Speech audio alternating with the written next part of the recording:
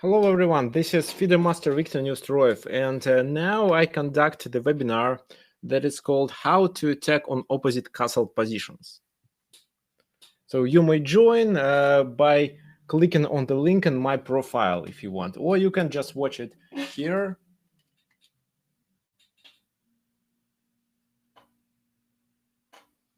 Fine. Okay, so I'm starting the webinar. Start the event. It will start in 5 minutes. Perfect. Hello everyone, this is FIDE Master Viktor Neustroev. Thank you for joining this webinar. This is webinar number 40. We are going to talk about how to attack on opposite castle positions. And we are going to analyze two games played between Boris Spassky and Tigran Petrosyan. Okay, fine. Please let me know if the sound is good and if you can see my screen. So now I'm sharing my YouTube channel.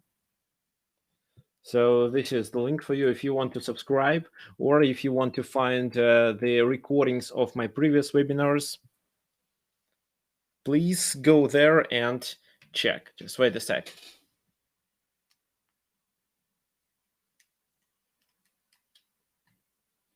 Okay, I think it will be better. I just connected another microphone for my Instagram stream. Okay, everything is fine. Perfect. So subscribe to my YouTube channel not to miss any new videos. I'm going to publish a new one soon. What else? So this is my website. So the link to my website, just wait a sec. Here it is.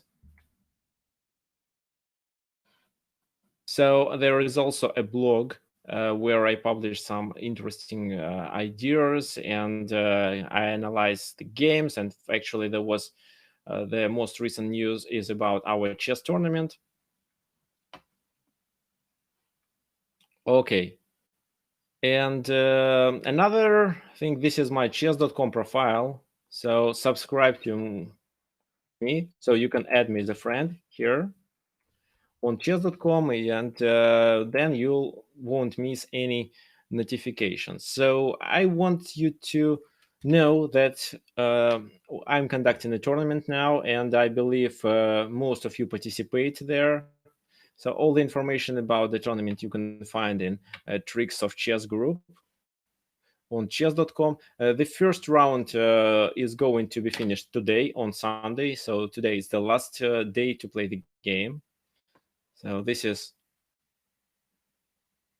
first round pairings. So the round ends today. Tomorrow morning, I'll edit the results. So we have 46 players. Actually, one player withdrawn from the tournament.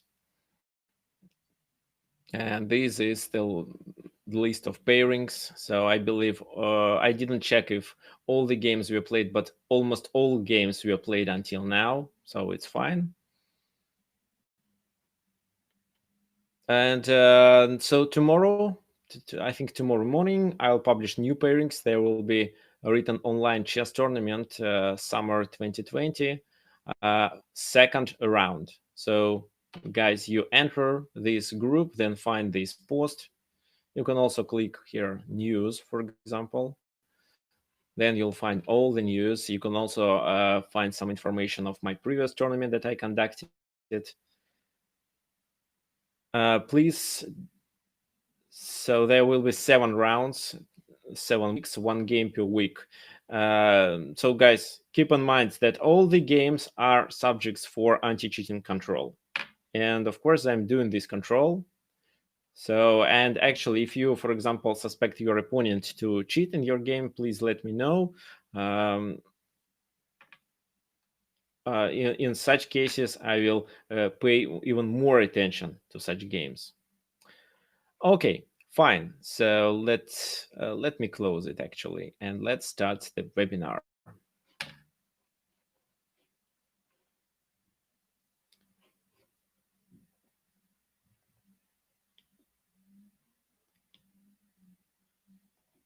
So today we are going to analyze two games. As I said, it's between Boris Spassky, who were playing twice with white pieces, and Tigran Petrosyan.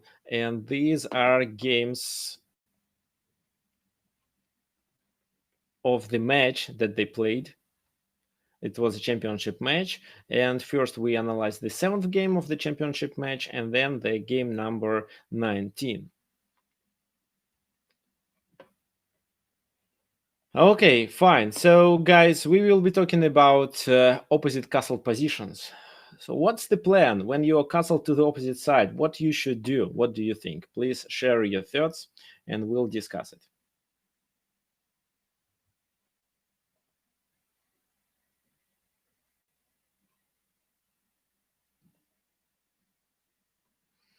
You should try to attack first. Yes, that makes sense. How to attack? What do you think? Pawn storms. Start pawn side attack. Oh yeah, by advancing pawns. Okay, wait.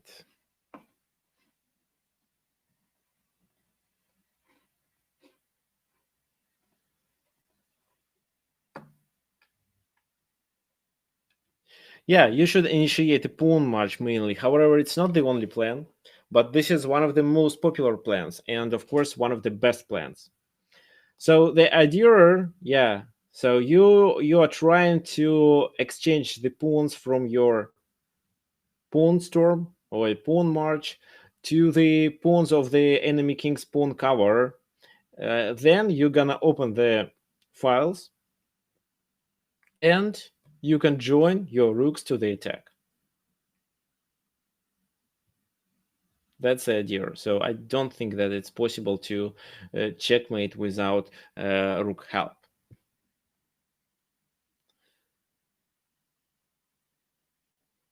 Okay, fine.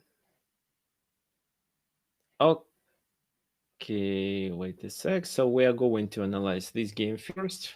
Let me show what happens. So Boris Spassky plays d4, knight f6, knight f3 e6, bishop g5. So c5 can be played, and I think it would be the best move here. However, Tigran Petrosyan played just d5, and then the game transformed to a natural queen's gambit if only white plays c4. If white doesn't play c4, it's queen pawn opening or queen pawn game. Knight bd2 was played, bishop e7.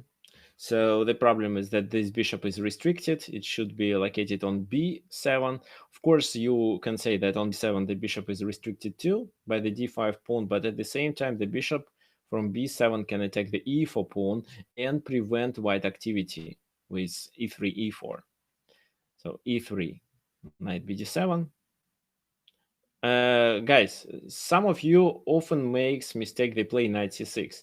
I would say that knight c6 is a strategically bad move when you play against the d4 pawn. Why? Because you can join the c pawn to fight for the center. This is one of the ideas. Second idea is that the knight is not doing much. d4 is well protected, and yes, it attacks a5, but looks like it's not enough. From d7, it can also attack the e5 square. So of course, knight bd7. Bishop d3, c5. This is a typical idea. Then b6 will be played. c3. Now it's quite similar to London system, but the bishop is not on f4 but on g5. b6. So now bishop comes to b7 to take the control over e4 castle. Bishop e7.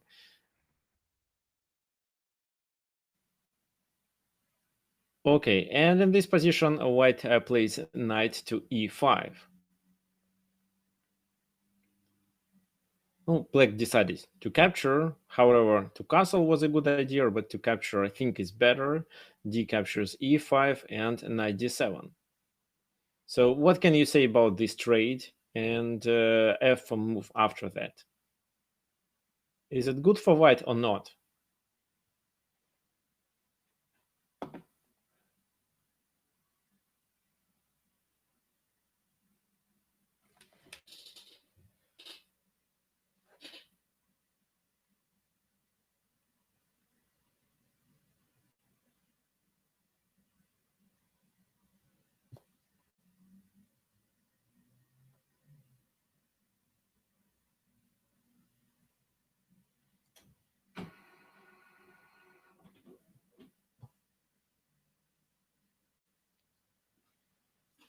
Okay, let me know what you think about it. Bad bishop for good bishop for white. So what do you think? Which of the bishops is good? The white bishop on you exchange white good bishop to black bad bishop. Why? Anusha, I don't agree with you at all.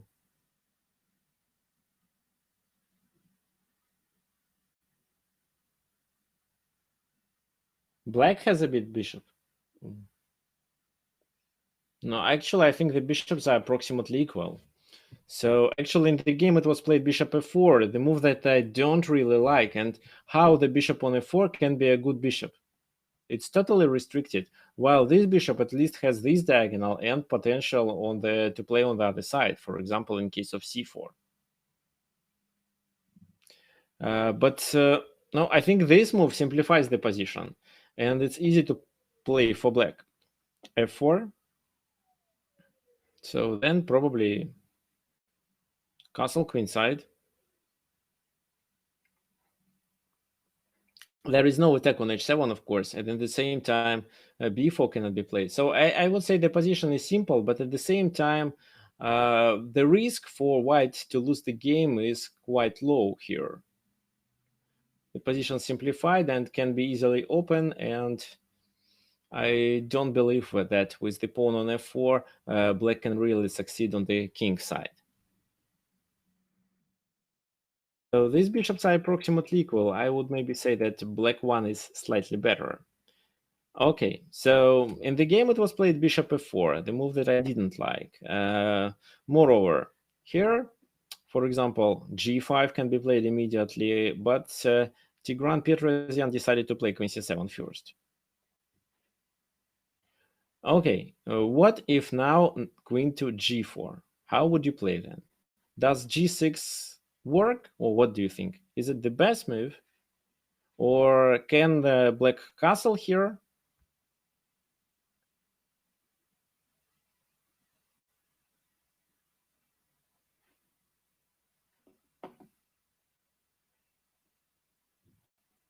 So castle queenside to sacrifice the pawn?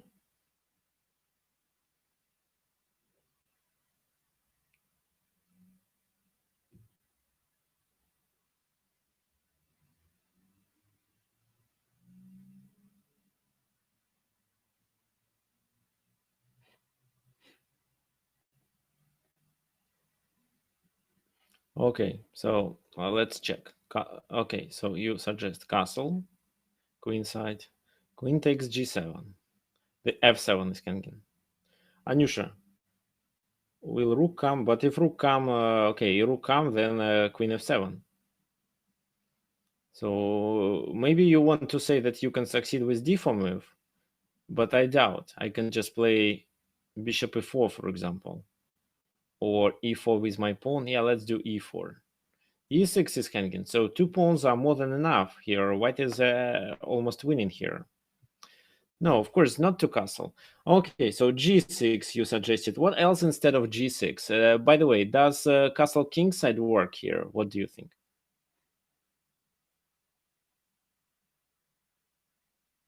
Too risky? Because of what?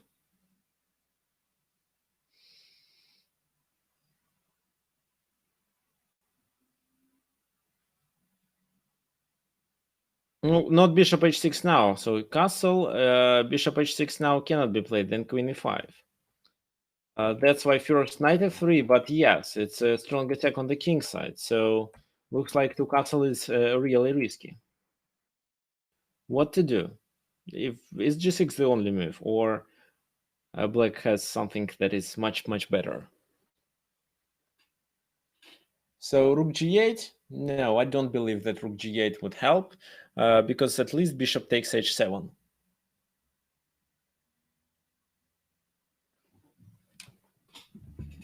King f8? Okay, so if choosing between g6 and king f8, I would choose king f8, of course.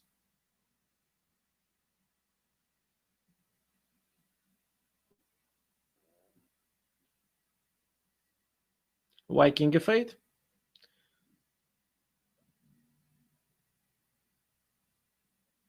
No, I don't want to weaken dark squares with g6 move. Maybe Maybe the computer would say that king f8 is a mistake, but I believe g6 is a more mistake.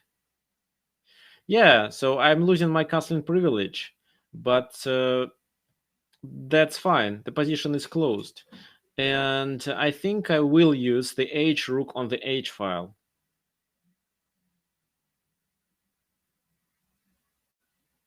Yeah, so then I can initiate the attack.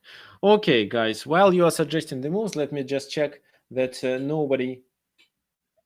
Yeah, looks like nobody suggested a good move. I'll quickly check what people who are watching this... Okay, no suggestions here.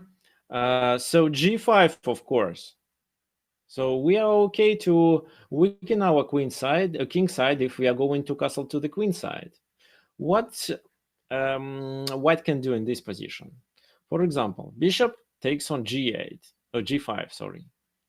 Then we can do either queen e5, which is fine, but definitely not the best move. Rook g8, I think, is better. So h4 or f4, then just h6. Bishop h7 won't help, just rook g7 and two bishops are hanging. What else can be played? Maybe this move can be played. If so, just knight e5. So, for example, no, wait, not knight e5, but h5 first. And after queen moves, we play h4, so we don't even need to take on e5. So that's why Boris Spassky noticed it, and instead of playing queen g4 in this position, he played just an ordinary move, knight f3, protecting the e5 pawn.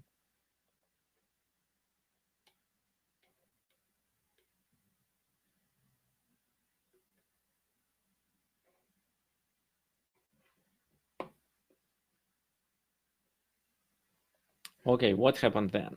Knight f3,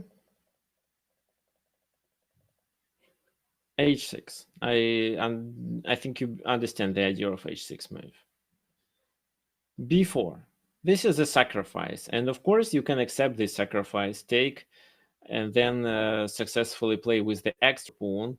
However, Tigran Petrosyan decides to play g5, bishop g3, and h5 with the idea to trap the bishop. h4. Okay, so in this position, how would you play? G4 or maybe something else?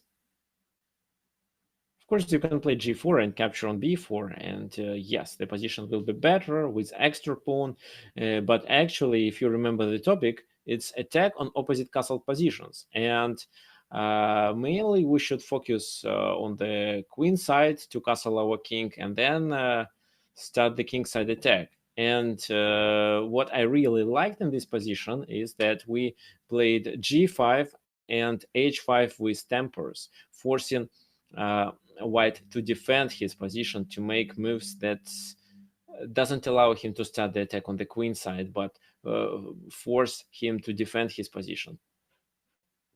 How would you play here as black?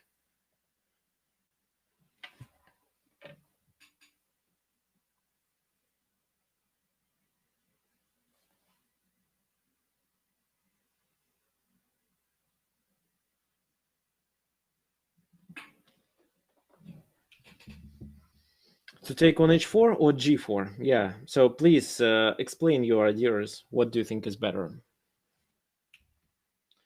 So to take on h4 to open the position.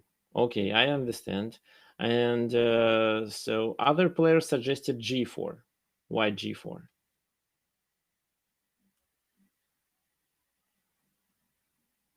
c4 first. That makes sense too. And c4 first and then g4. Of course, c4 move deserves attention because this is how we close the position.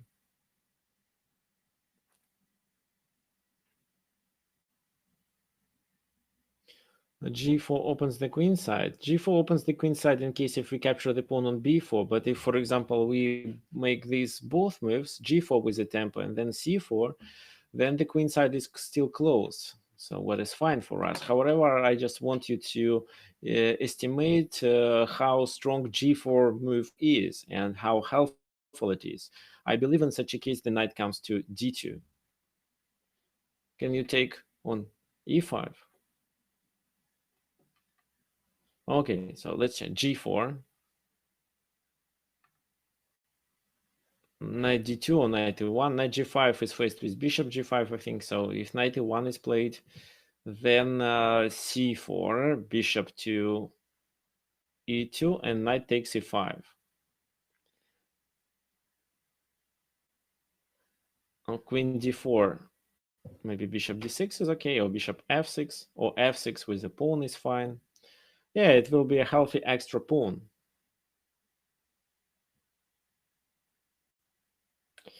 Okay, so let's go back to the game, because here Tigran Petrosyan, and actually I fully agree with him, decided to open the file for a rook, right? And actually if knight captures, then the e5 pawn is lost. That's why in this position white played bishop to f4. Now we have the g file and extra pawn, but the problem is this is a double pawn. However, the benefit is that the file is open. Castle queenside. This rook comes, the d rook comes to the g file. a4, c4, of course, not to open the position. Bishop e2 was played. What do you think black should do here? What comes to your mind? Any suggestions? I believe here black played even the most solid move.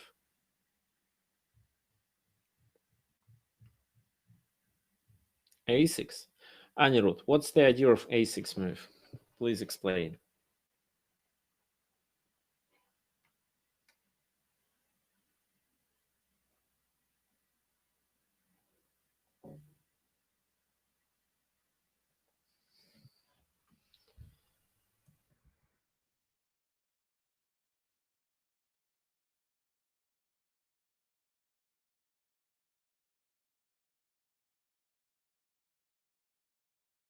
So, as I mentioned, it's much better to take on h4 and to open the g file rather than gain extra pawn. However, by capturing on h4, we also gain the pawn.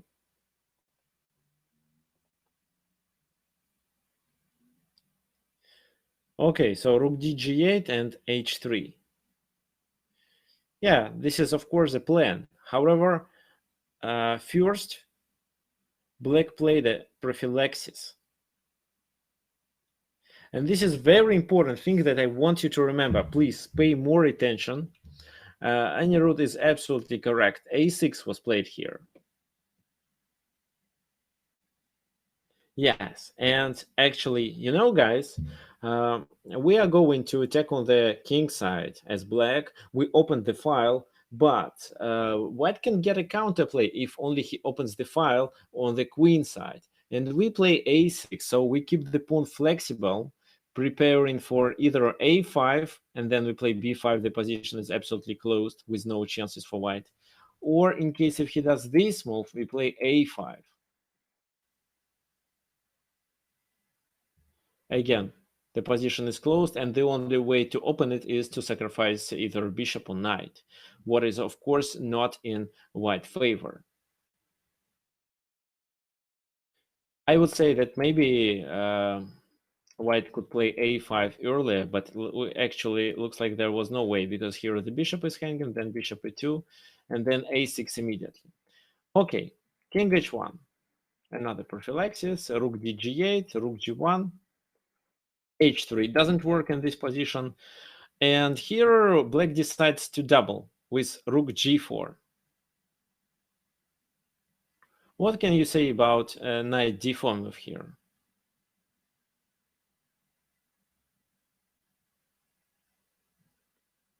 How would you play?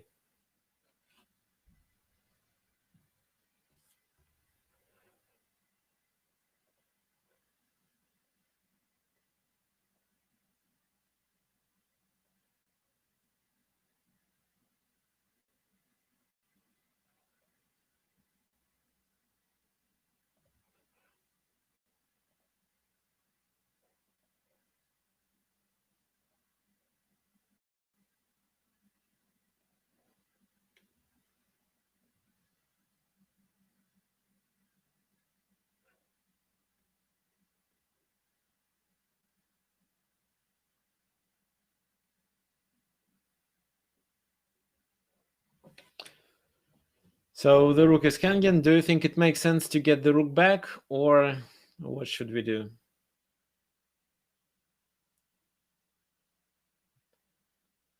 No, actually, we can do both things. We can play either rook g7, what makes sense, because if bishop h5, which is a risky move, then just knight takes e5 can be played. So, because our task was to join, to double on the g file. We can also take on e5 immediately, and if he captures on g4, then just h takes g4, and then we are about to play g3 and h3 and open the enemy king. So even despite the loss of the exchange, black is better in this position. However, queen d2 was played, of course, not the best move. Rook a g8 to double, and then a5, but b5, of course. Rook a d1, and bishop f8. Who can tell me the idea of this move?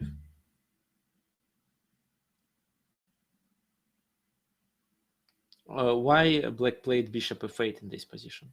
What do you think?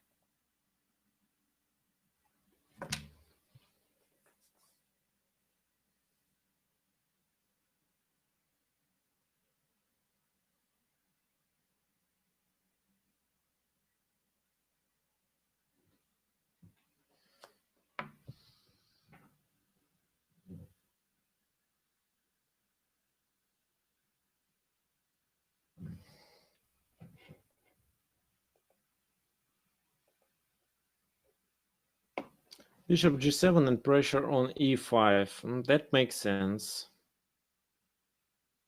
However, that wasn't the point of this move. Because every time when we play bishop g7 and take on e5, then knight takes on e5 and the g4 rook is hanging. But yes, it makes sense to sacrifice the rook for a bishop. Okay. Yeah, actually, today we have some new people. Yes. Okay, Marcel says open diagonal for the queen. No, you are not correct. By the way, Marcel, where are you from?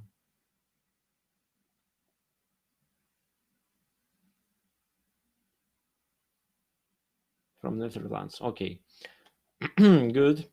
Actually, no. The idea is to play f6.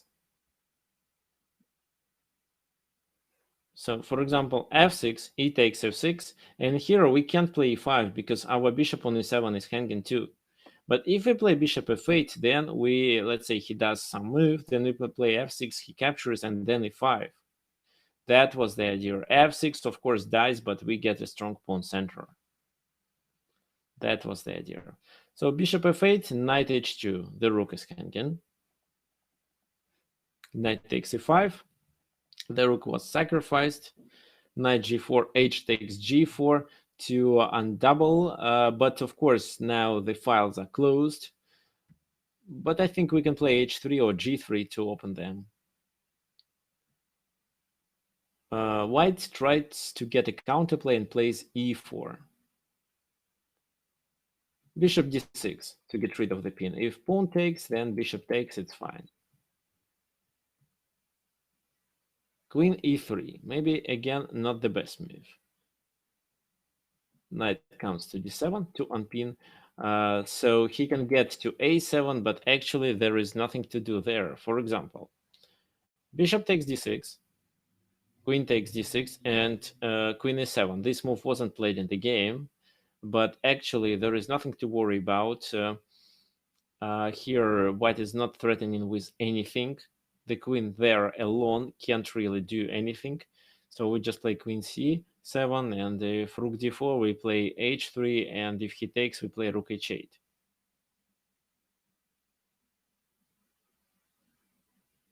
So maybe, wait, h3 maybe is not the best move. Maybe g3. Yeah, g3 and then h3. That's much better.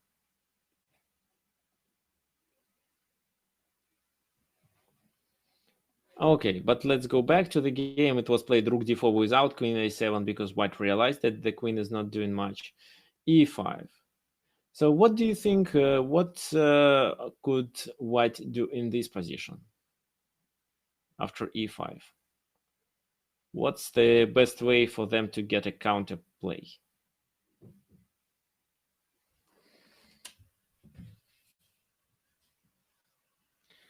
What do you mean we are losing? In what line?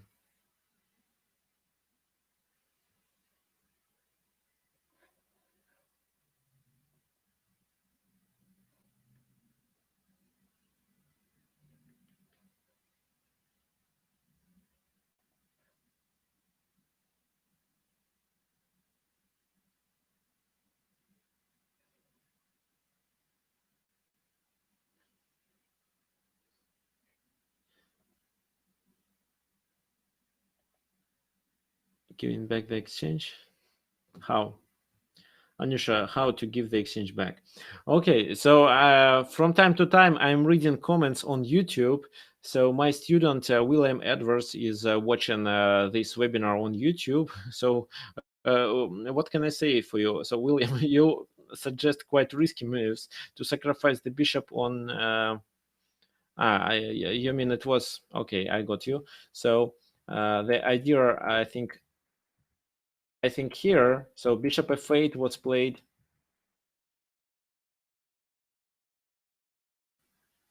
Sacrifice the bishop to gain the. Oh, okay. So f6 here. No, I don't understand. But anyway, sacrifice the bishop is too risky to take the control over this diagonal because there is no immediate checkmate, and just keep attacking without any sacrifices. If you, for example, what I usually say to my students, if you guys don't sacrifice the material if you see that there is no way to get the material back or checkmate, or start a really strong attack that can lead to a checkmate. So don't trust your intuition. This is what actually only quite strong players can do. For example, I think the best player who could trust to his intuition was Mikhail Tal. And of course, maybe Garry Kasparov is another good example. But actually, people don't trust, and they chess is a concrete game.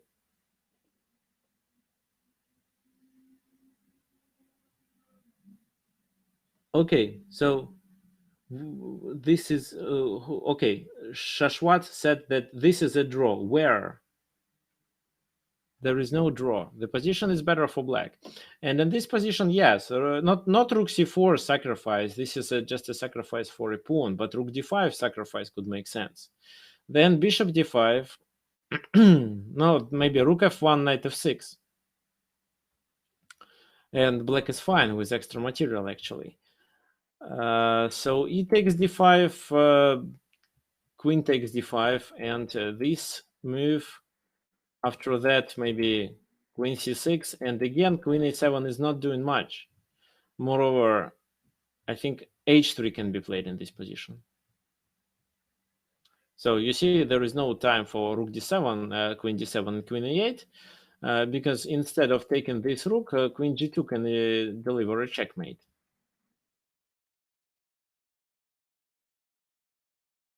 So white could try it with this sacrifice, but actually didn't work. That's why rook d2. f5, with the idea to get rid of the e4 pawn and open the bishop, like that. E takes d5. Oh, if you play bishop d5, then he doubles. And now queen a7 looks quite strong, of course. Black is still better, and for example, queen c6 can solve all the problems. But looks like white obtained some counterplay.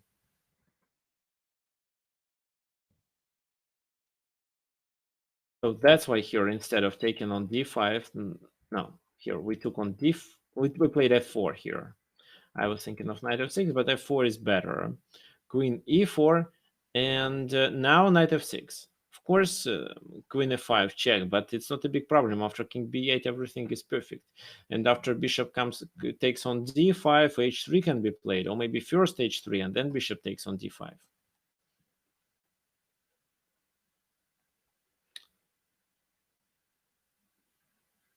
So f3 to close the diagonal, but bishop c8. And then our task is to play g3 to block the g2 pawn, and then h3, or get the rook to h8 first and then h3. This is what exactly happened. Queen b1, g3, so this pawn is blocked.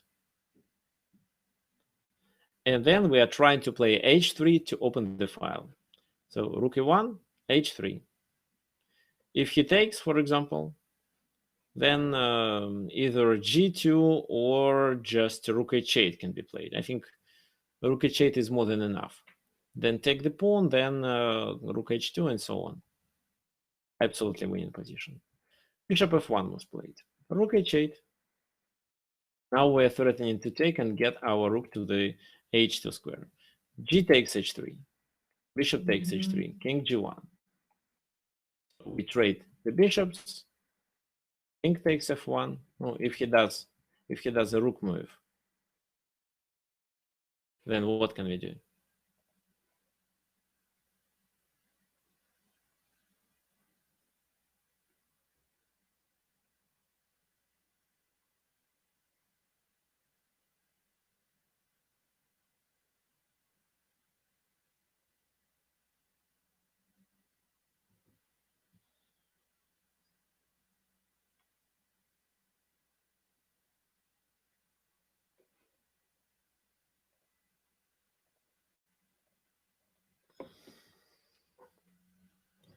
Queen c7 threatening queen a7. That's right.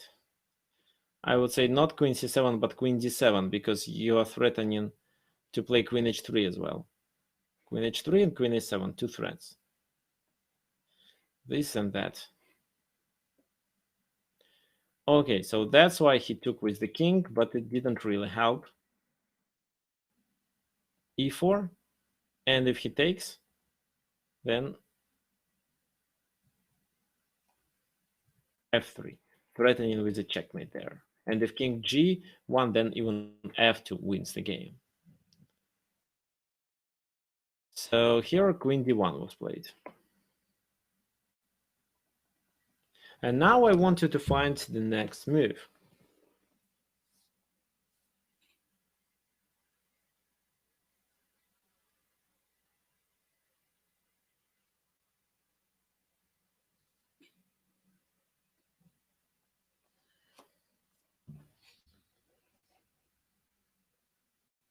Knight g4, what's the idea of knight g4?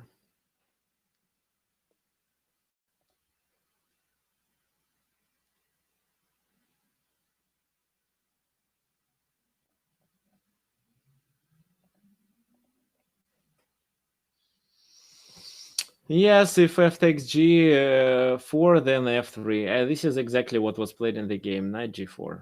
That's right. And then, yes, the queen can come to h6 as well. So, for example, he captures what happened in the game.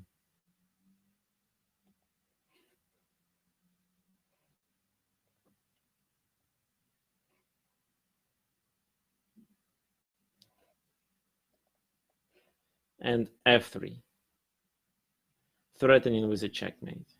If he does this move, then queen h6. That's why he played rook g2. But of course it doesn't work. At least we can capture, play queen h6. And no, actually, here, after rook g2, f takes g2, white resigned. Because in this position, I think we don't need queen h6. I think we'd better start with rook h2 check. Then king goes to g1, g2, and not g2. So rook h2, king g1.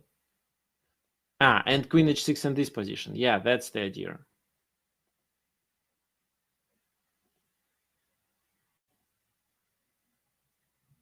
So here he can only sacrifice the material.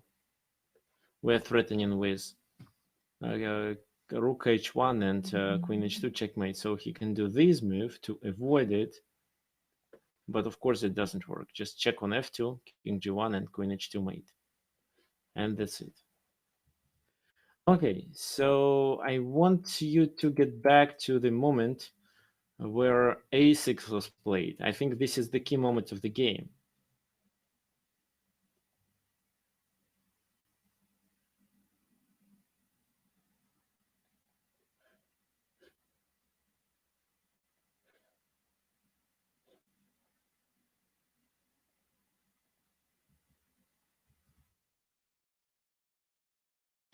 a4, c4, bishop a2, and in this position it was a6 is played. Why this is a key moment?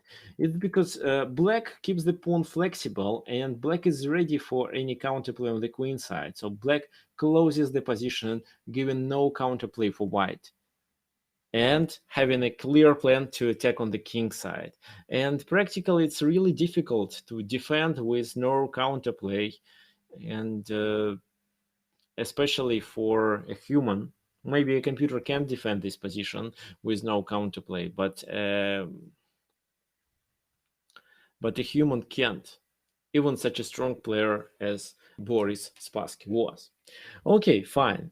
So we are finished with this game, and we have one more game between these players. And again, it's the game number 19 of their championship match, and Boris Spassky was playing with white pieces again. However, that game he really won.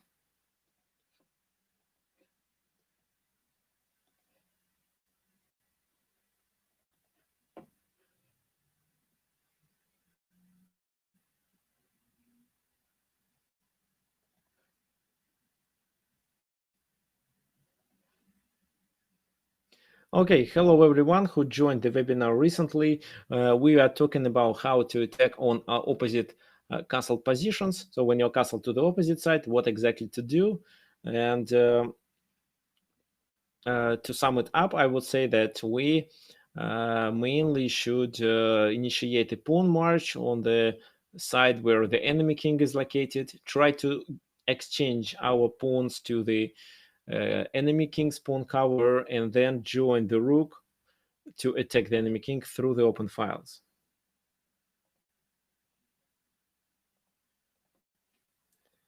Okay, so let's continue. Let's flip the board here. So Boris Spassky is playing with white pieces and Tigran Petrosyan is black. Okay, so if we are castle to the opposite side, we mainly should attack with our pawns. However, it's not obligatory. Sometimes it makes sense to attack with the pieces. Maybe we can make a rook lift and get our rook attacking the pawns from the enemy king's pawn cover. That could make sense, especially in Russian game Nimzovich variation. I'm talking about this position: e4, e5, knight f3, knight f6, knight takes a5, d6, knight goes back to f3, knight e4, knight c3. He takes d captures, bishop a7, bishop a3, castle queen d2, knight c6, castle queen side. So in this position, pawn march is good, but sometimes, for example, if this bishop comes to g4 and takes on f3, then g takes f3, and we have the g file to attack. As for this position, we usually use only one pawn, the h4 pawn. So everything depends on the concrete position, but generally we use all our pawns to trade them for the enemy pawns from his pawn's cover. And this is what exactly happened in the game between, in the second game that we are going to analyze. Okay, so sometimes I have seen like bishop h7 sacrifice, then queen comes to h5. Yes, this idea makes sense, but you should sacrifice the material if only you see a concrete line where you win. At least gain the material back, or maybe checkmate or gain more material. But actually it can be played even if the kings are castled to the same side. Okay, let's now analyze the game. E4, c5, knight f3, d6. So it's native variation. So guys, what do you think white should do in this position? There are several moves that are possible. What your suggestions are? If you were white, how would you play? What can you say?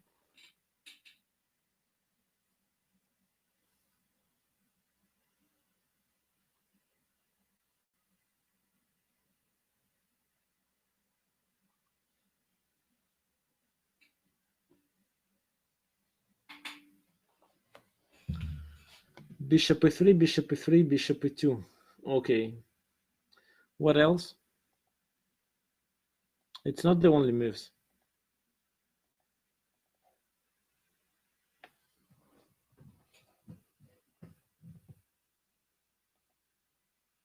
Bishop c4, f3. Yeah. f3 is mainly the same thing as bishop e3. So e5, knight b3, then bishop comes to e3 anyway. This is the most popular line against Neustroev. However, some people prefer to play this move, but then e6. So it's not the main line of Neustroev, but of course e6 should be played in this position to make the bishop a bad bishop, but white understands that by playing bishop c4, he forces black to play e6 and is ready for this move. Also, there is this move, knight to b3, the move that was first played by Alexander Grishuk at the top level. It's quite an interesting move, especially if now e5 is played. Looks like it's just a different move order, but no, then bishop g5, and white has a good initiative. Okay, so instead of playing knight b3, what else is popular? Bishop g5, bishop, yeah. So and even h3, another popular move now for nowadays. G3, another option, which is actually popular against any Sicilian line. However, bishop g5. This is what was played in the game. That time, I think that time this line was quite popular. Knight bd7, bishop c4. Of course, e6 can be played, and this is how I would play, I believe. But queen a5 was played by Petrosian. Maybe the idea was to attack on g5. Queen d2, h6. I actually don't like to trade the dark squared bishop, and I would play bishop e3 or bishop h4 here, but Boris Spassky took on f6. I think it simplifies the position and is a kind of a mistake. Why? Because it gives more space for black. So, I mean, you see in this position, black has a lack of space, and every trade gives more space for black, what makes easier for them to play the game and to find the moves. Castle queenside, e6, rook h to e1, rook gets to the center because it's not obvious if black is going to castle to the queen side, or maybe to the king side, or maybe he keeps the king in the center. So at least rook h e1 can be played. However, if I were playing this position, I would play king b1. I think this is a good prophylaxis. Bishop e7, f4. Castle, bishop b3. Oh, to stop b5 move. Oh, actually, wait a second. So this move, rook h e1, was played to support the pawn on e4 because b5, b4 is coming. Then the knight is chased and the e4 pawn can be hanging. So that's a good move, actually. So it's okay. f4, castle, bishop b3, rook e8. So it's for rook e8. I don't think this is a good move. I think that black should start the attack immediately, but he can't. Every time he plays b5, then knight c6. So rook e8, king b1, bishop f8. And how would you play in this position for white? What ideas do you have? Please let me know.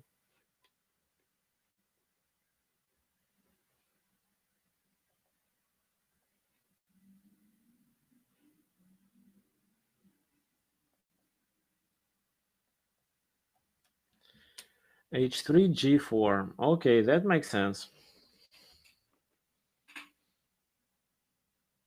f5, right now f5.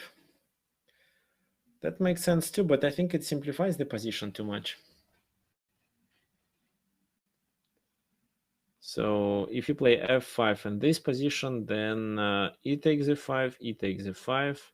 If bishop takes, then bishop takes. If knight takes, then bishop takes. So, and then in this position, maybe rook e5 or rook takes e1 and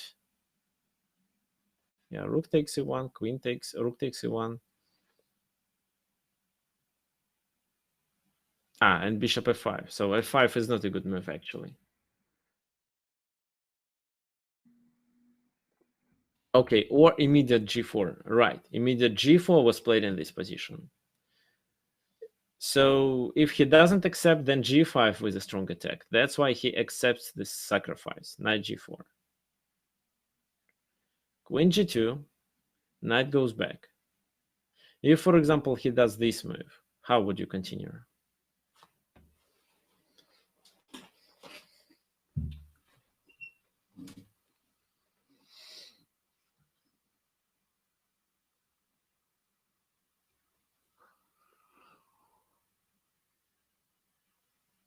Yeah, it's knight f5. Then the knight on g4 is hanging. For example, if bishop f5, e takes f5, knight f6, then queen b7 is not a good move. No, it's a possible move, but I think not the best one. I would play knight to d5. So knight takes, bishop takes, and queen g6. Yeah, oh, bishop f7 immediately. Wait, no, there is something wrong with this move. Oh, I think just rook a to g1 here, and then queen g6 on the next move. Also keeping in mind the idea to play f6, because f6, g6, and queen takes g6.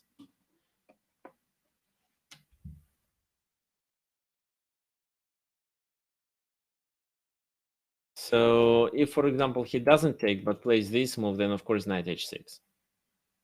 And knight takes f7, the game is over. So that's why he decided not to play e5, but went with his knight back. Rook g1, bishop d7, and f5 now. Why? Because it opens the diagonal for the bishop. If, for example, e takes f5, then queen g6 immediately. And if, for example, bishop e6, how would you play?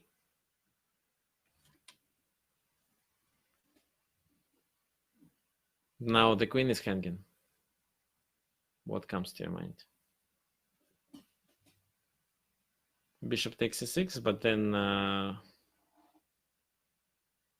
rook takes e6.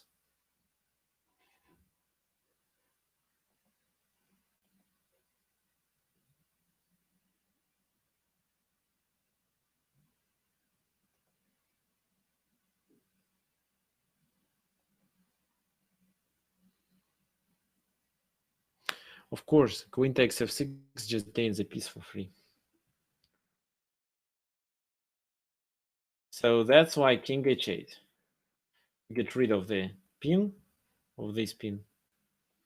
And also f6 is not hanging in some of the variations. Rook df1. Oh, the idea is obvious. To take on f6, and deliver a checkmate on g8. Queen d8. F takes e6, f takes e6. If, for example, in this position, bishop takes e6, then knight takes, f takes. How would you continue in this position?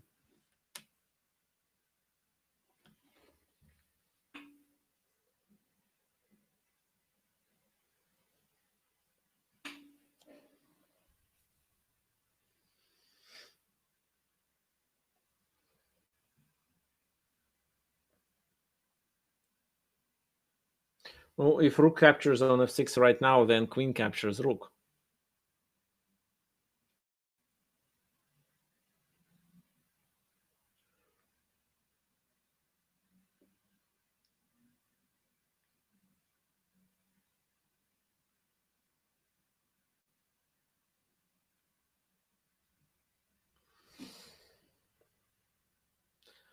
Okay, so looks like no suggestions.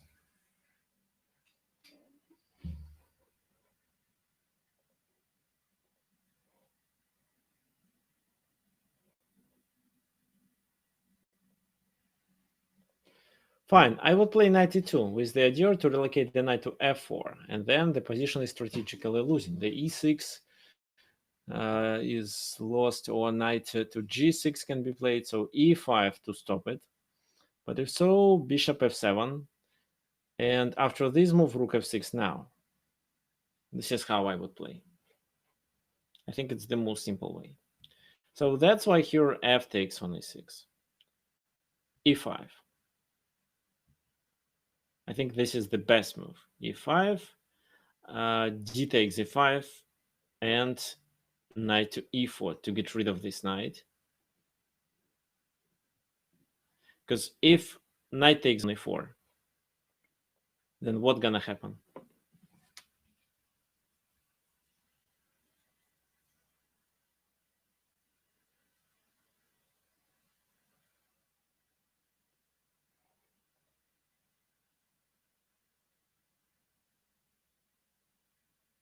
Yes, exactly. Rook f8, rook f8, and queen g7. Checkmate. If e takes d4, then I think knight f6 is fine. So he can't capture because of queen g8. If he does this move, then queen g6 and queen h7 is a real threat. There is no defense. The only is to take, but then queen g8. That's why he plays knight h5 to avoid this trade. However, queen g6.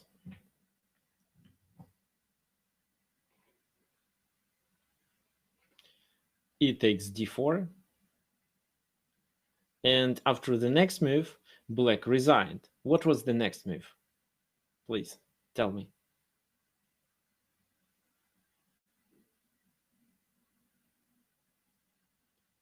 Should we capture on h5, or if there is anything better?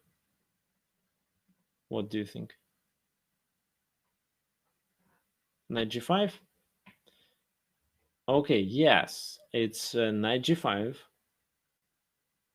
and then black resigned. Why?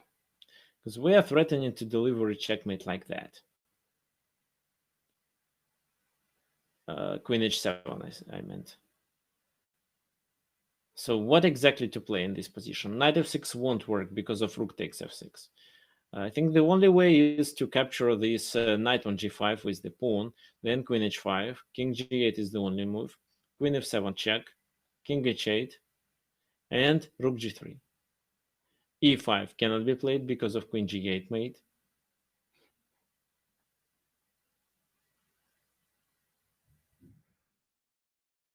That's why g4. However, after g4, we can play rook f5. With rook h5 idea, there is no defense, and if he captures, he either gets queen g8 or queen h5.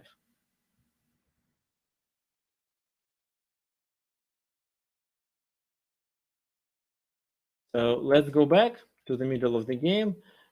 So you see, sometimes we don't trade the pawns. We can just even sacrifice them to open the file and join our rooks to the attack, especially if your opponent located his main pieces on the other side and can't really get with his queen back and help to defend the king.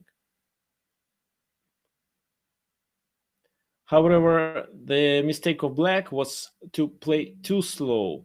He'd better play b5, b4, and so on, instead of such move like queen a5 or rook e8, bishop f8.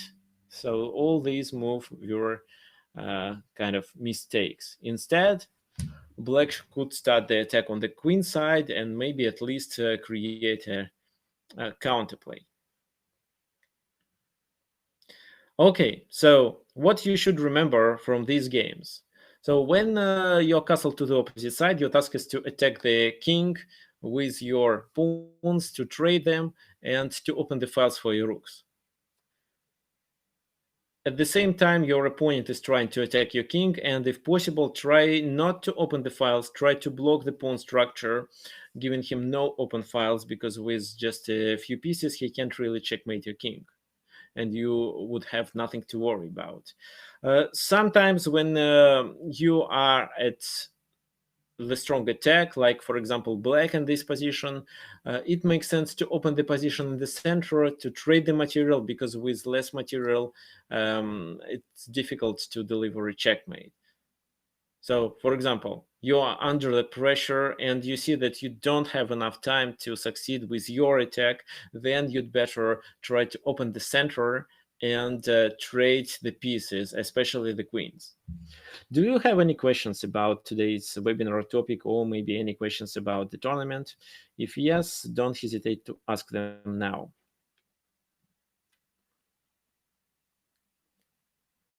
Okay, and William, thank you. Your suggestions were quite good.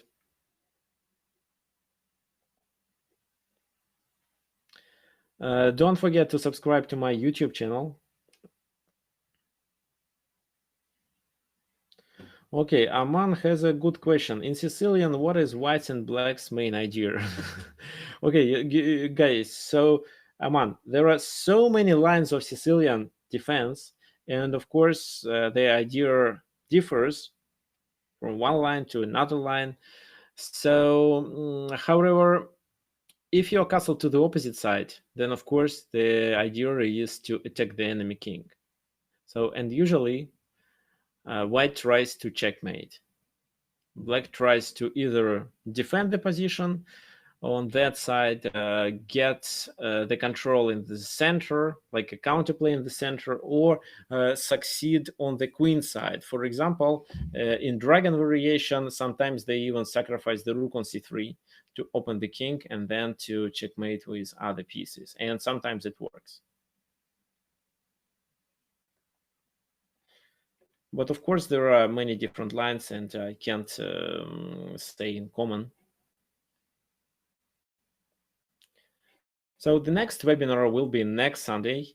So if you, for example, subscribe to my chess.com account, or so add me as a friend there, or you can join Tricks of Chess group, or subscribe to my YouTube channel, or visit my website, so that the chance that you will be informed about the next webinar is much higher, so that you won't miss it. Yes, rook f6 sacrifice also sometimes work, but no, it's not the main idea, of course. I think in many of the lines, especially in such lines as Dragon, a Yugoslav attack, and in some of the lines of Godiva variation, I actually have a webinar devoted to Godiva variation of Sicilian defense. The idea is to advance the pawns on the king side, and the king can be even on g1 in such a case. Of course, it's better to castle queen side, but sometimes even with the king on g1, we can initiate a pawn storm on the king side.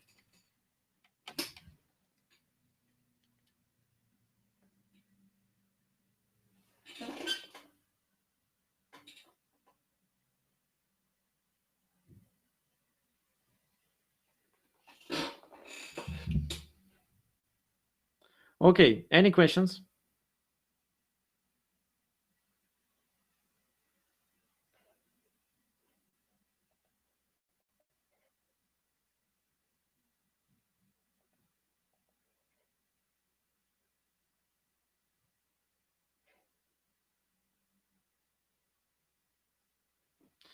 So the results of the first round will be ready together with the pairings of the second round tomorrow morning. Okay, unknown games. We'll try. Okay, guys, thank you for attending this webinar. I hope to see you on the next one. And if you have friends who are also chess players, don't forget to invite them to the webinar next Sunday. Everyone is welcome until we reach 50 participants, but I think it's unlikely to happen in a few months. How late? What's how late? Same time. We start webinars same time. It's 10 a.m. New York time, or it's 5 p.m. Moscow time. And as for UK time,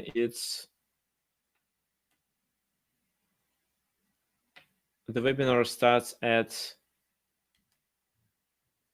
wait, I can't calculate. What's wrong with me? It's at 2 p.m. The webinar's 3 p.m. Yes, thank you. Anusha is correct. It's 3 p.m. 3 p.m. UK time.